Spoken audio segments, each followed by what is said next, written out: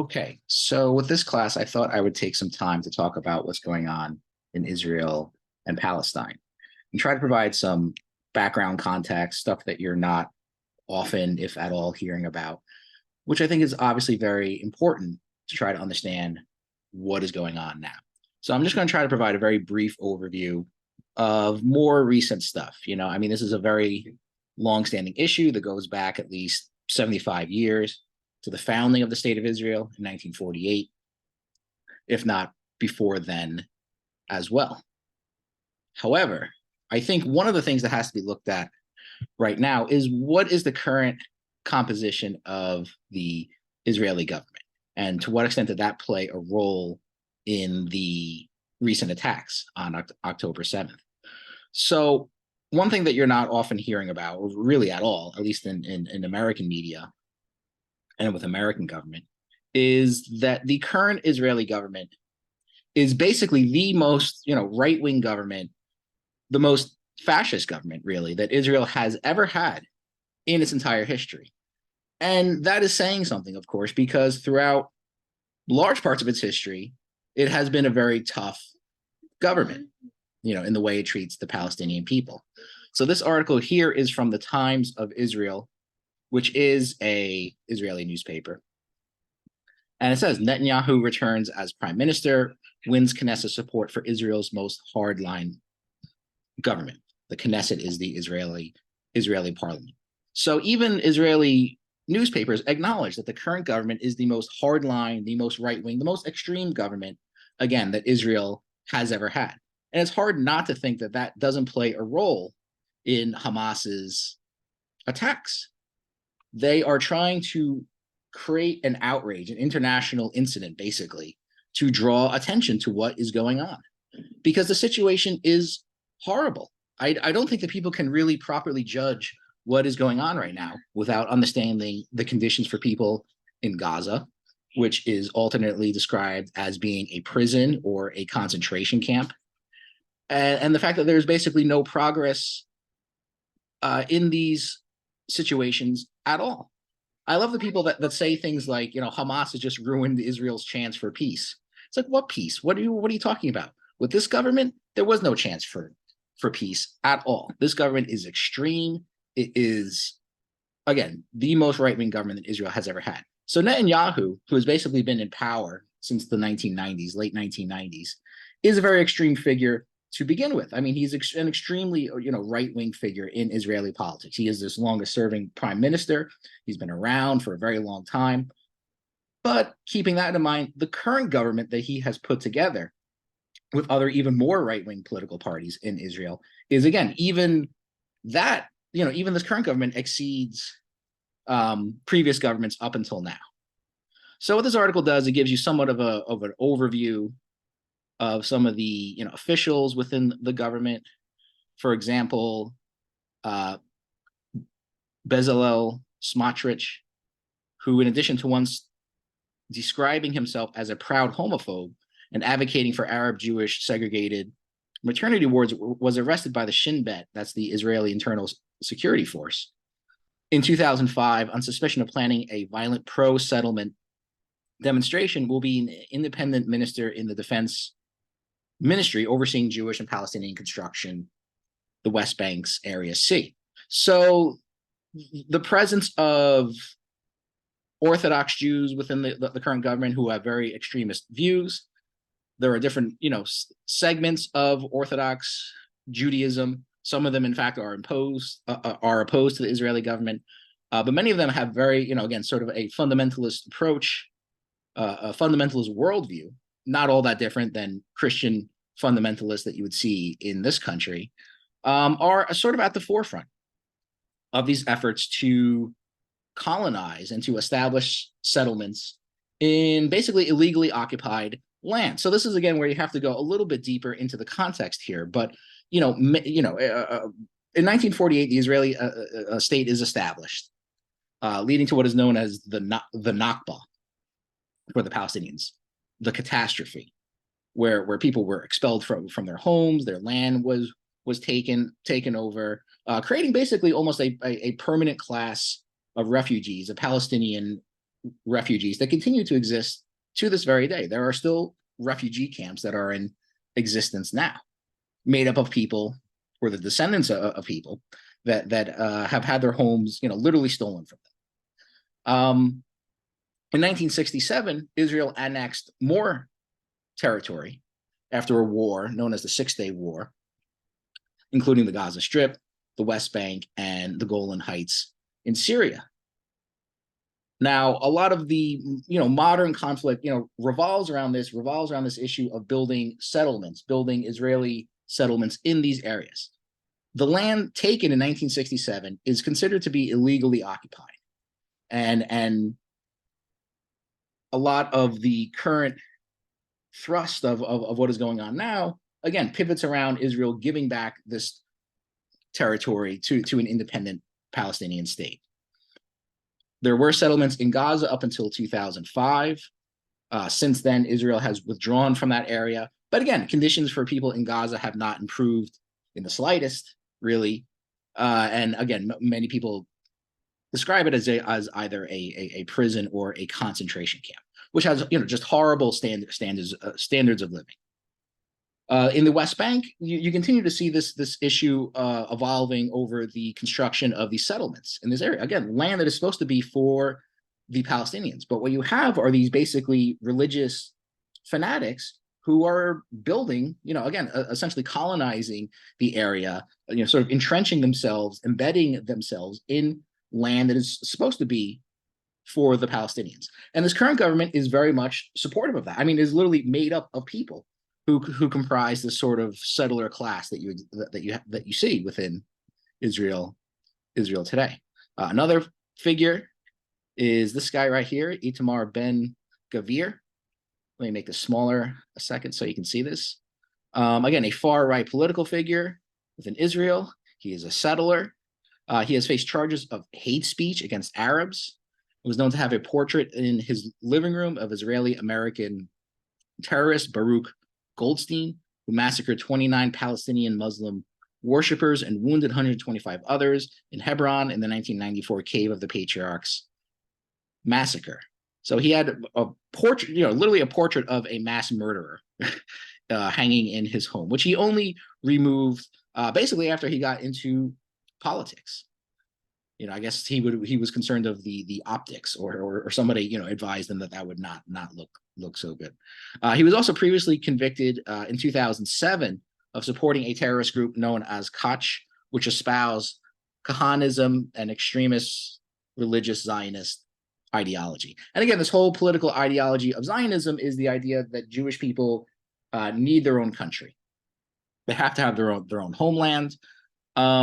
It is not a view which is shared by everybody. Even many Jews oppose this idea. It is, of course, inherently nationalistic and in a very sort of aggressive form of nationalism. And again, a very sort of hyperactive, aggressive nationalism is very much characteristic of fascism as well. So again, these are just a handful of the far right figures that are in this current government. So again, the idea that Hamas killed any chance for peace is simply absurd when considering the characteristic of this current government. And the article goes on to list a few other figures, often playing up their homophobic, misogynistic views. So I think it's quite clear that this current government is not a good government. And I think the idea of any kind of this between the Palestinian people was simply impossible, given the characteristics of this government, or really any government up until now. I mean, again, there's basically been almost no progress on these issues. In the 1990s, there was an important peace treaty that was signed between the PLO under Arafat, which at that point was sort of Arafat was the face of Palestinian resistance then, and then Prime Minister Yitzhak Rabin, who was later assassinated, by the way, by a right-wing Israeli, where they agreed that they were going to cease construction of settlements in occupied territory. That has not happened. The number of settlements has significantly increased since then. So Israel has simply not upheld its end of the bargain. And it's just, ridiculous to see, the current discourse, the current, if you want to use that term, the current debates going around this issue, how rarely, if ever, people actually point out what the Israeli government has done. They simply place all the blame on Hamas and by extension on the Palestinian people and completely exonerate Israel, act as if Israel has not done anything wrong during this conflict. Now, it's not to say that, Hamas is a great organization either, but where do they come from? I mean, prior to the 1980s, Hamas did not exist. Again, prior to that, the main organization for Palestinian resistance to colonization. And let's be clear about that. I mean, that is what is at issue here. This is a colonization of land. And so what do you do if you are one of the colonized, if you are one of the Palestinian people that is living under this brutal occupation? What are you supposed to do about it? So the sort of Palestinian resistance movement has taken on many different forms over the years, different organizations, different tactics used, violent, non-violence. The Palestinians have also used a lot of non-violent tactics as well, and that doesn't work as well. And even when they engage in non-violent resistance, they're still called terrorists. So there's really literally nothing that they can do to appease people that are completely on the side of Israel here. But anyway, it's interesting to consider that Hamas, some allege, was funded by Israel. And why would they do something like that? Well, basically, again, prior to the 1980s, and even afterwards, the main resistance group or terrorist group, as people would say, was the PLO, which was a secular group, an organization that had kind of a sort of Marxist ideology to it to some extent. And if people know anything at all about Marxism or communism, they know that it's a very sort of atheistic ideology. So in many ways, the sort of natural opponent to that is a religious fundamentalist ideology. And that's kind of where Hamas comes into play. So according to people like Brigadier General Yitzhak Segev, who was the Israeli military governor in Gaza in the early 1980s, Segev told the New York Times reporter that he had helped finance the Palestinian Islamist movement as a counterweight to the secularists and leftists of the Palestine Liberation Organization and the Fatah Party, led by Yasser Arafat. Arafat himself referred to Hamas as a creature of Israel. The Israeli government gave me a budget, the retired brigadier general confessed, and the military government gives to the mosques. So again, what they're saying here is that basically they helped fund groups that later became Hamas. These sort of Islamic fundamentalist groups as a way of sort of taking power away from the secular PLO.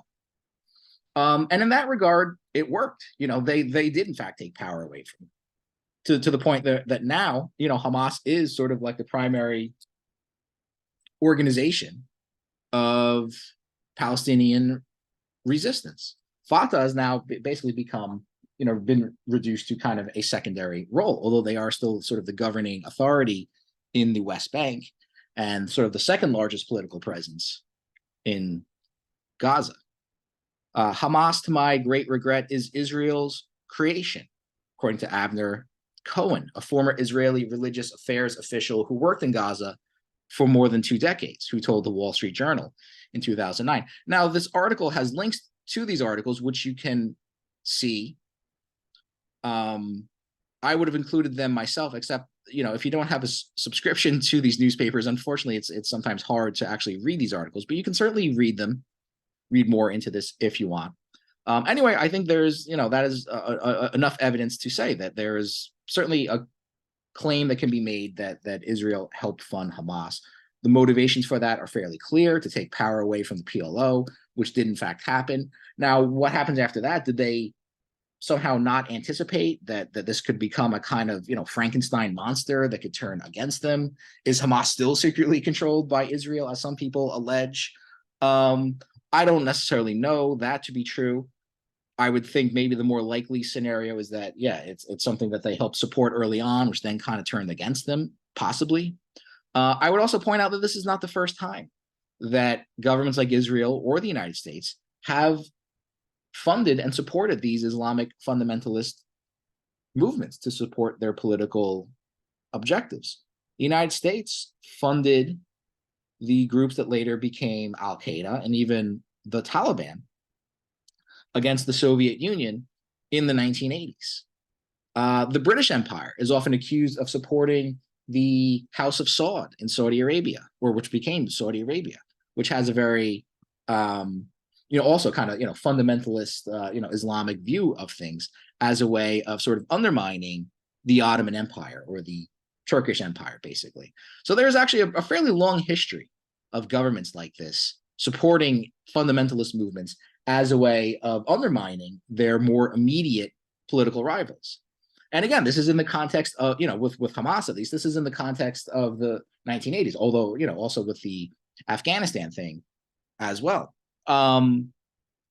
Communism was still a thing in the 1980s. The Cold War was still going on. So it's not hard to imagine, again, governments supporting this as a way of sort of undermining, the power of more, Marxist, left-wing secular groups.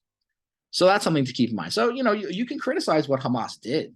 Attacking innocent people obviously is a horrible thing, but you also have to look at the bigger picture here. And you have to consider this, in the context of their struggle against the current Israeli government, which they know to be an extreme government. You also have to consider it in the context of just the absolutely deplorable living conditions for people in Gaza, which again, for 40 years was occupied by Israel, or almost 40 years, from 1967 to 2005. And then since then has basically been in a constant state of siege against Israel as well. This recent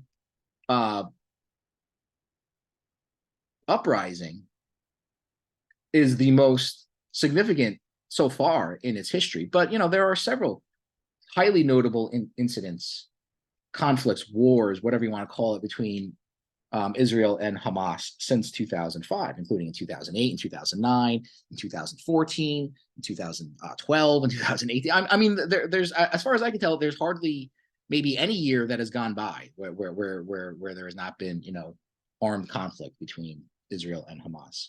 And the use of force on the part of Israel far exceeds anything that Hamas is capable of as well. And again, for people that defend Israel 100% and can't stand any kind of criticism at all, I mean, I would simply ask, what do you expect people to do living in Gaza? What other alternative is there than to fight back? I mean, the living situations there are literally unbearable. And there's no, again, acknowledgement, there's no indication of any kind of progress happening in these issues. What do you expect people to do? To just, submit to this brutal occupation? Are they supposed to kill themselves? Are they just supposed to, annihilate themselves? Which is kind of what, and this is where the claims of genocide against Israel come from. I mean, many people believe, and I think with good evidence, that Israel is simply trying to wipe out the Palestinian people. They are basically just throwing people in, keeping people in Gaza in prison. They are not allowed to go out. The border is completely sealed, and they're just basically just waiting for these people to die off, basically. And of course, as we know, Israel controls their supply of electricity and water. It's under constant surveillance. They control how much food and medical supplies go in there. So it's a completely controlled area. The idea that Gaza is no longer occupied territory, which some people make, is a completely dishonest and disingenuous argument as well. Okay, so why then does the United States support Israel? Is it because they're so concerned about freedom and democracy? Is it because of their great love of the Jewish people? Of course not. I think the motivations obviously come from an imperialistic motive to maintain American empire. Yeah, somebody had their hand up. I thought you were making a question to us, but you already told the answer. Oh, okay. Well, yeah. I mean, if anyone has any comments or questions, obviously, please, speak up. I'm not, I'm not an expert on this topic either. I'm just, sort of giving my own take on things as I see it. But anyway, here's a little clip from Biden, who I think, inadvertently says a lot about, reveals a lot about why the U.S. supports Israel. So let me play this real quick. Time we stop those of us who support, as most of us do, Israel in this body, for apologizing for our support for Israel. There's no apology to be made. None. It is the best $3 billion investment we make. Were there not an Israel, the United States of America would have to invent an Israel to protect her interest in the region. So he basically says it quite clearly there. I mean, the reason why the U.S. supports Israel is that it protects the U.S.'s own interests in the region. So Israel is a key ally in maintaining and supporting American empire. From the point of view of American imperialism, Israel is essentially like having a giant military base in the Middle East. And that's essentially it. I mean, it really has nothing else other than that. It has nothing to do with anything else other than that, basically.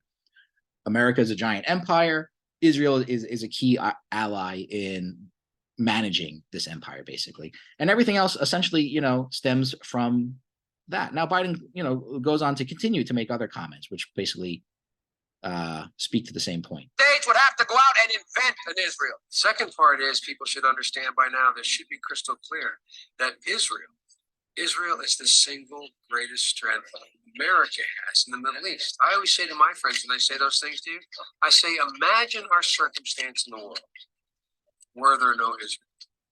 How many battleships would there be?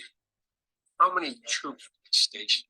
I used to say early on when I was a kid, I'd say, when I was a young senator, I'd say, if I were a Jew, I'd be a Zionist. I am a Zionist. You don't have to be a Jew to be a Zionist. Progress occurs in the Middle East when everyone knows there's simply no space between the United States and Israel. There is no space between the United States and Israel when it comes to Israel's security. There is only one nation in the world that has unequivocally, without hesitation, and consistently confronted the efforts to delegitimize Israel. At every point in our administration, at every juncture, we stood up on behalf of legitimacy of the state of Israel. The security of Israel and the United States is inextricably tied, and we will never, ever, ever abandon Israel out of our own self-interest. I also emphasize what I've said throughout this conflict. The United States fully supports Israel's right to defend itself against indiscriminate rocket attacks from Hamas and other Gaza-based terrorist groups that have taken the lives of innocent civilians in Israel. So again, this idea that Israel is defending itself or has the right to defend itself. I mean, what does that mean? Defend itself against what? Defend itself against people who are resisting colonial occupation? Because that is what is going on. I mean, these are people who are fighting against a brutal, dehumanizing colonial occupation, which has been going on for 75 years.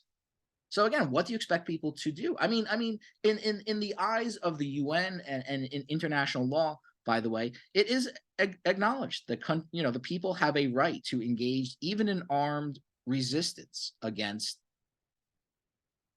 occupation. So that is a legal right that people have. You have the right, in an individual sense, you have the right to defend yourself, and a people has the right to defend itself as well. Now, you could still criticize, killing innocent people and things like that, but the fact of the matter is that every kind of armed conflict, there are going to be atrocities. Ironically, this is how the United States government excuses Israel's own atrocities. They say, well, look, this is an inevitable thing. This is always going to happen when you have a war. Even using the term war, I think, is somewhat of a misleading term, because it kind of implies that you have two countries essentially that are, more or less equally matched going against each other. Well, that's not really what you have with Israel and Palestine, or people even refer to it as the Israel-Hamas war. Hamas is not a country. It is an organization. It is a group that operates within an occupied territory, whatever people want to call it. a war is, when you have the United States and Japan, or the United States and Germany fighting against each other, two countries that have an army, a navy, an air force. Again, they may not be completely equal, but they're more or less equal to some extent. There is no equality between Israel and Hamas. Hamas does not have a regular army.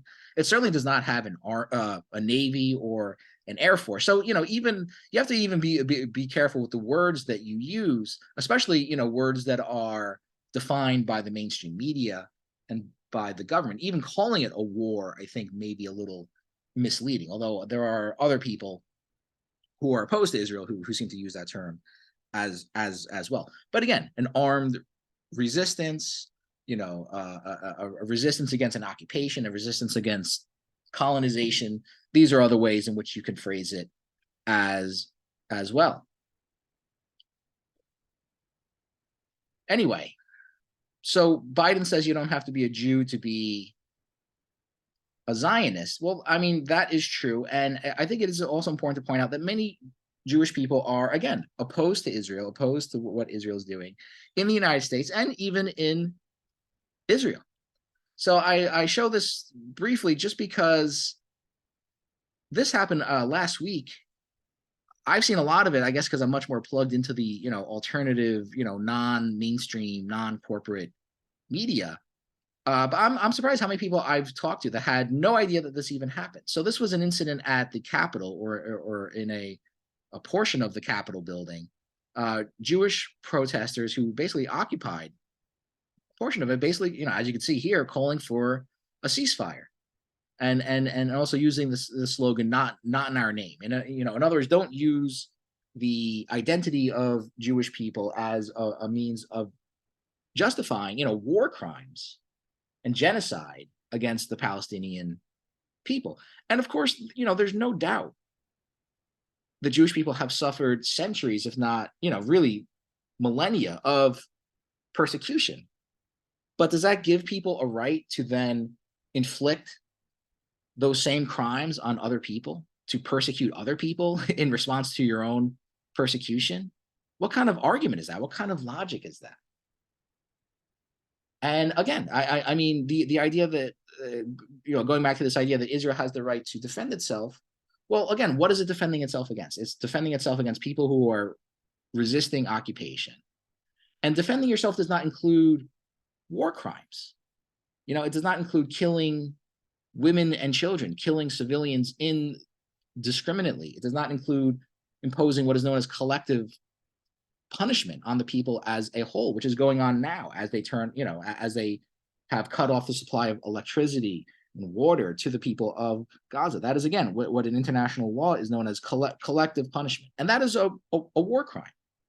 So the idea of defending yourself cannot possibly extend to things like that. It is not a justification to commit war crimes against other people. And yes, undoubtedly, Hamas and any group have done things that are horrible. And you shouldn't, completely condone those things either. But again, it is an inevitable thing that is going to happen. In every conflict, in every armed conflict, atrocities are going to happen. You don't think that American servicemen, committed atrocities during World War II against the Germans and the Japanese? And as far as those individual episodes go, yes, of course, those things should be condemned, but they don't undermine the bigger picture. They don't undermine, the justness of the cause as a whole in the struggle against fascism. Now, many people have compared Hamas to Nat Turner's slave rebellion in the American South prior to the Civil War. I mean, is that something that should be condemned?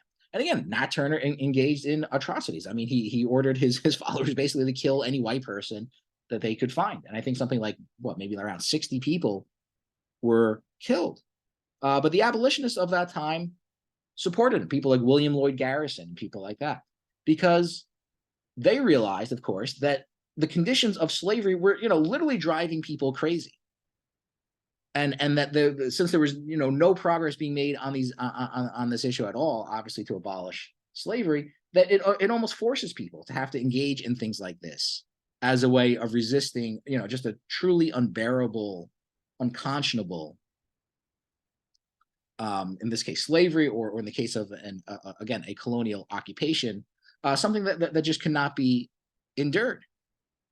You could draw parallels between this and the resistance of Native Americans against American expansion during the 19th century.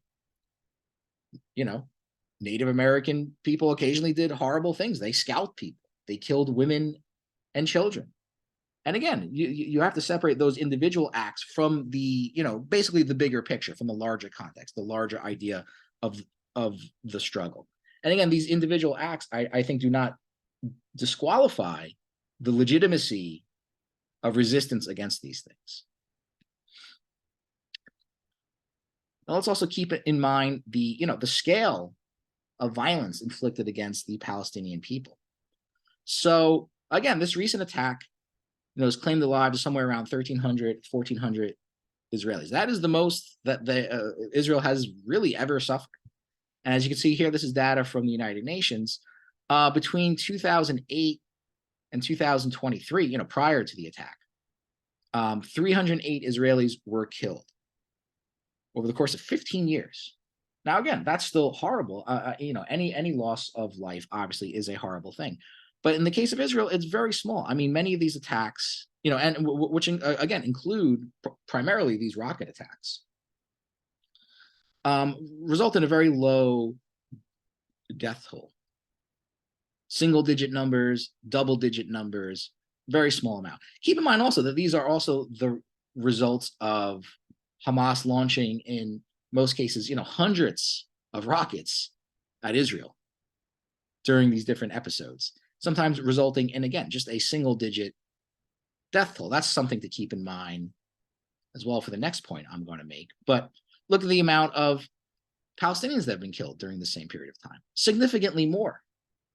So what that's another thing that I've heard people saying, and I mean, the people that I see on social media defending Israel are literally like the worst people in the world. I don't even know if they realize how bad they are, but like every time these people open their mouths, they are making Israel look worse. They are actually hurting Israel. Just as I would say that this government is actually hurting Israel itself, Netanyahu's government. I mean, they are so extreme that they are actually endangering their own people with their extremist views. And I think that's something that should be kept in mind as well. This government is actually a threat to the Israeli people as well. But again, far greater death toll on the part of the Palestinians. Again, already, so this is also roughly over the same period of time of about 15 years or so. I mean, already just over the last couple of weeks, at least as many Palestinians have been killed. So that really gives you a sense of how greater the scale is of what is going on now. This is a long-standing conflict, but we are seeing an enormous upsurge of violence that we have not seen before. So this is really something that is, extraordinary in that regard. Now, I also mentioned this thing about the rocket attacks because I'm going to go out on a limb here and say right now that I fully believe that hospital that was bombed, that killed possibly as many as 500 people, was an Israeli airstrike. For one, Israeli officials initially took responsibility for it and then sort of deleted their posts once the civilian death toll became known.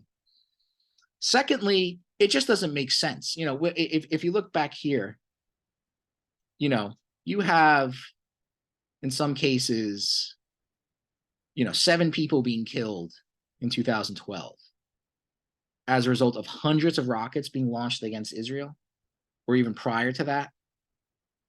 But yet we're supposed to believe that one rocket killed 500 people. It just doesn't make sense when you put it in that kind of comparison. Now, if you have seen the video of the hospital being bombed, you can hear audio of it.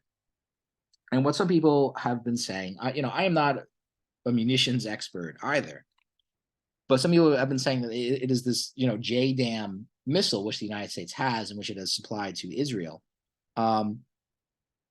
Somebody played a video sort of doing a side-by-side comparison of the hospital explosion and the sound that you hear, just prior to the explosion, and an actual JDAM missile exploding, which explodes in the air, by the way. So it does not make this big impact crater.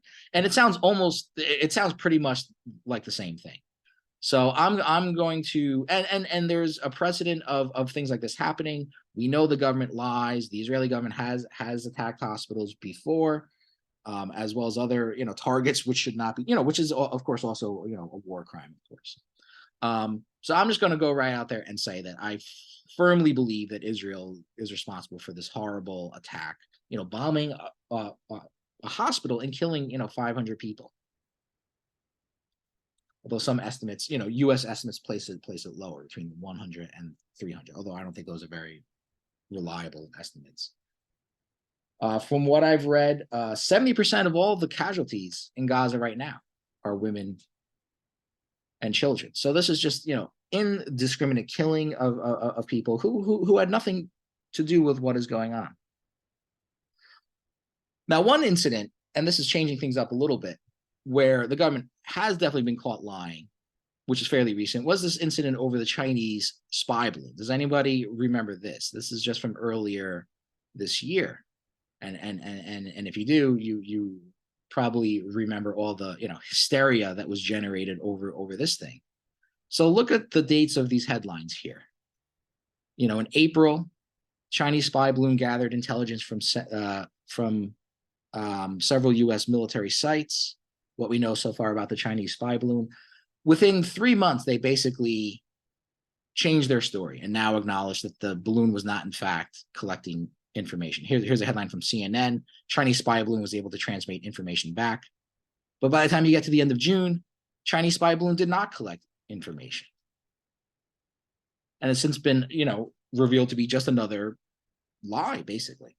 So, it's not that much of a stretch to say that the government, the media will say things with absolute certainty and conviction, and then months later completely acknowledge that what they were saying was a lie. So again, I'm going to go right out there and say that, within a couple months, who knows how long it will take, it'll eventually be, revealed completely that Israel was behind this airstrike.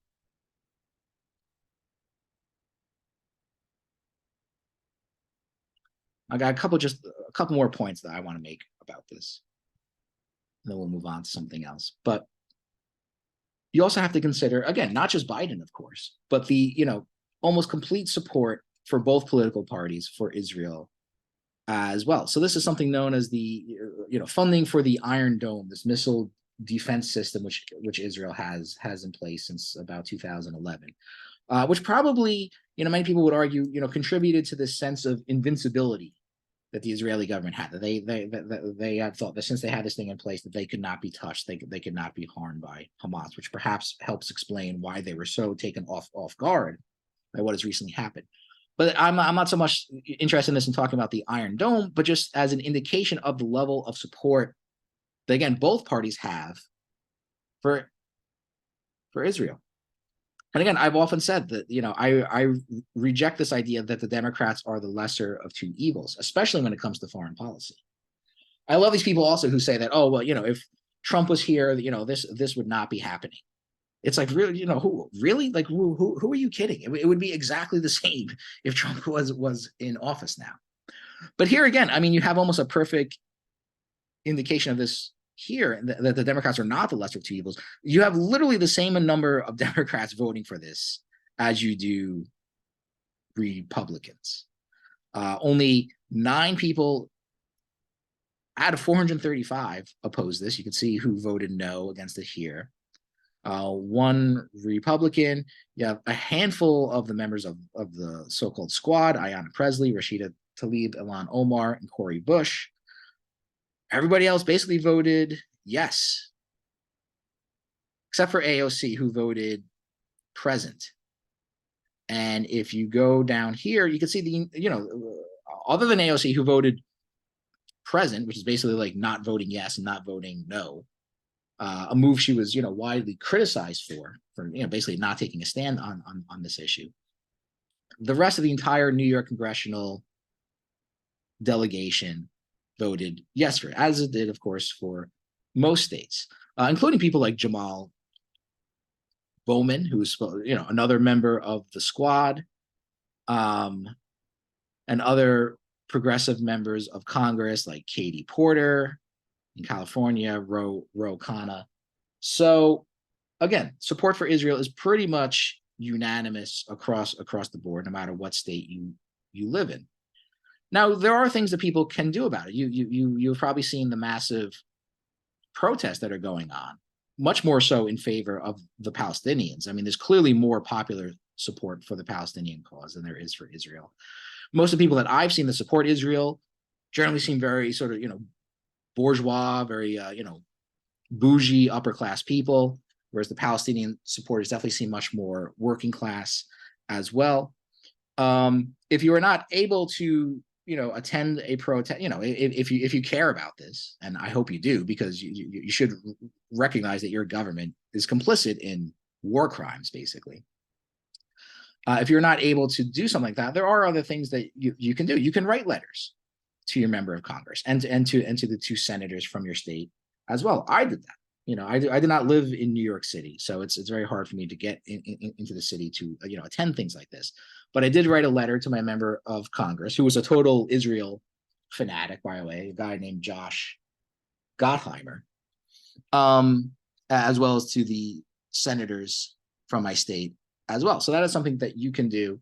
I do have the message saved, so if anyone is interested in doing that, you can email me after class, and I can share the message with you. In this circumstance, originality doesn't matter all that much. It's more important that you do something, put your name on something. You don't have to create your own unique message if you don't want to.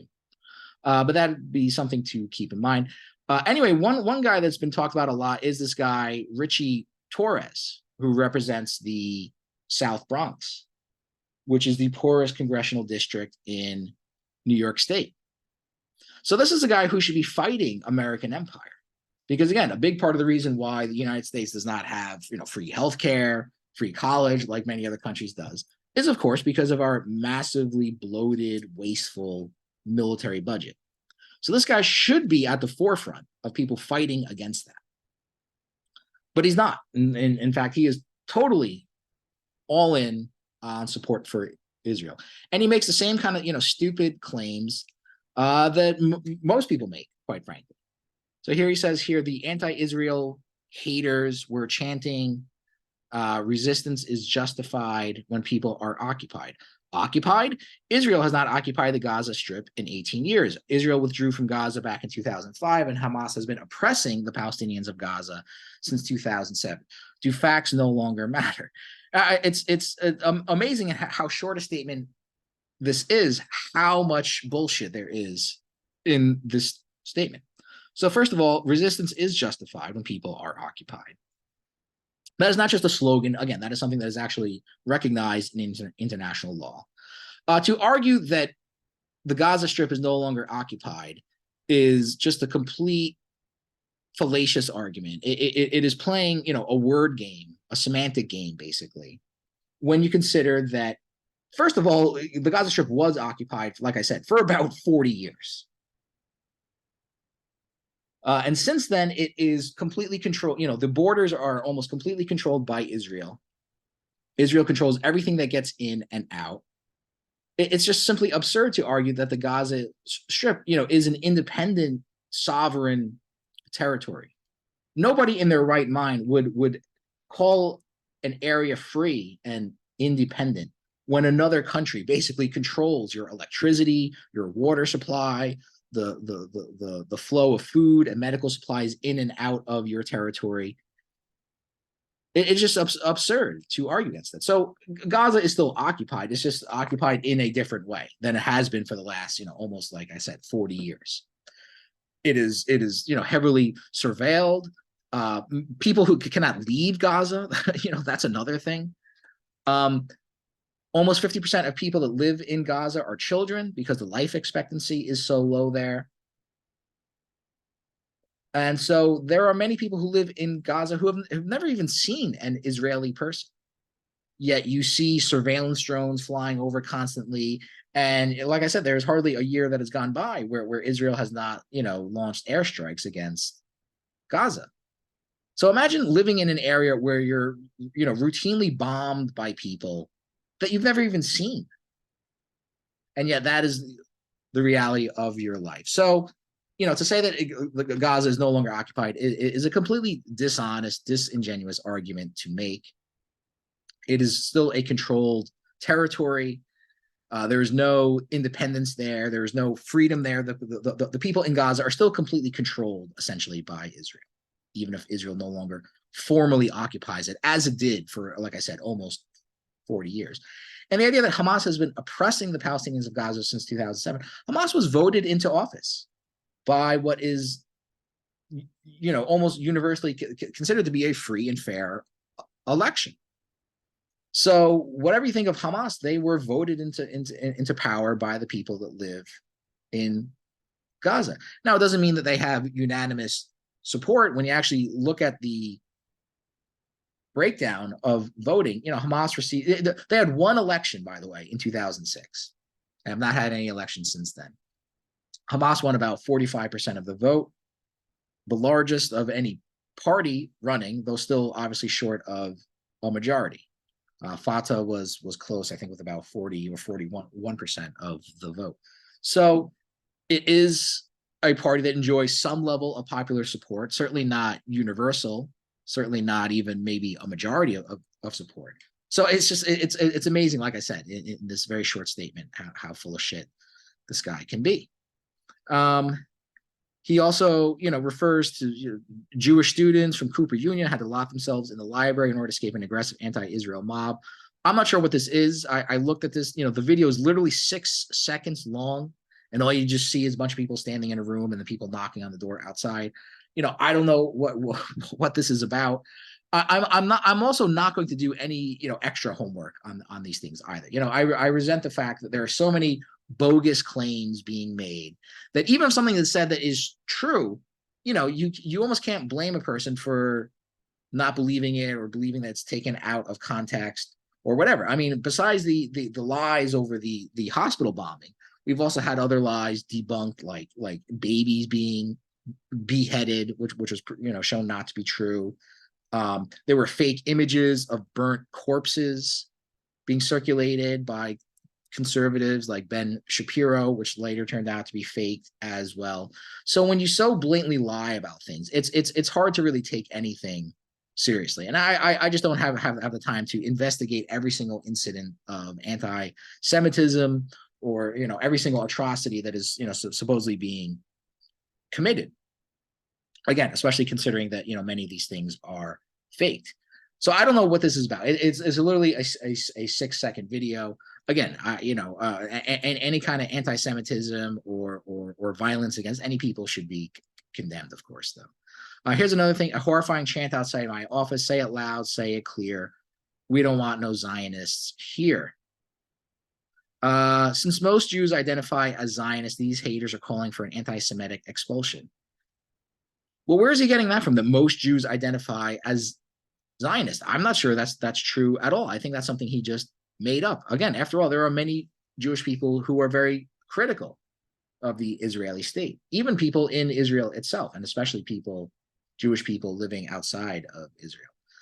Substituting the word Zionist for Jew is the modus operandi of 21st century anti-Semitism. Now, again, you can quite clearly see in this video that there are literally Jewish people marching in this protest as well. Orthodox Jews, who, like I said, many Orthodox Jews in Israel are part of the settler community there. But there are different, versions of Orthodox Judaism, and not all of them support the government.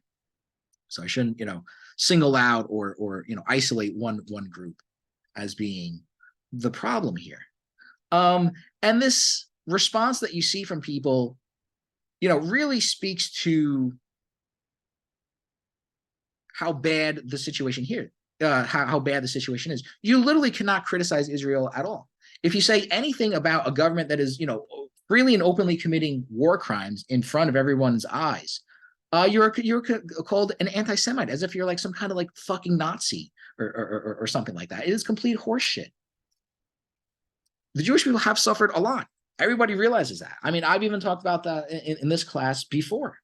I mean, for many years, City College was known, City College of New York was known as the Jewish Harvard, at a time where Jews were literally, barred from attending Harvard.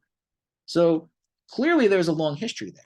But again, because the people have suffered a long history of oppression, and of course that's the least of the horrible things that have been inflicted on Jewish people, that obviously goes without saying. But that is not an excuse to engage in war crimes against other people, to try to commit genocide against another ethnic group. But this kind of shows you how inflexible Israel supporters are. What chance is there of compromise with people like this? How can you have any kind of constructive dialogue with people like this, where any kind of criticism against extreme crimes committed by the government is dismissed as anti-Semitism? They simply cannot acknowledge that Israel is doing anything wrong at all. And they were doing really horrible, obviously horrible things, but they still cannot acknowledge that. So that's really horrible and a shame. And I think, again, speaks a lot about, why things are as bad as they are. There's just no give here. There's no compromise on the part of the people who clearly wield much more power and clearly have the backing of the United States government behind them. So I don't know if anyone lives in this guy's district, but if you do, you might want to consider sending him a message, or quite frankly, it doesn't really matter where you live, because more likely than not, your member of Congress is going to be a strong supporter of Israel.